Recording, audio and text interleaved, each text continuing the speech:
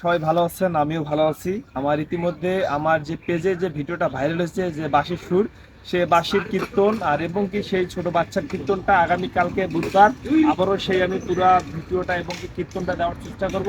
অবশ্যই আপনারা যদি আমার ভিডিওটা ভালো লাগে অবশ্যই কালকেই দেখা হচ্ছে আপনাদের সেই শিশু ছোট কীর্তনিয়ার সঙ্গে।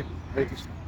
এই সমাজে সবাই আপন বলে ডাকে, কাকে তুমি আপন ভাববা সবাই দূরে চলে যাবে। মানুষের সঙ্গে লেনদেন করলে বন্ধুত্ব থাকে না আর ঘরে, আর লেনদেন শেষে সবাই তোমাকে যাবে ভুলে। অভাবে পড়লে মানুষ তেমনই যায়। গায়স, আমরা এখন যাচ্ছি সৈয়দপুরে।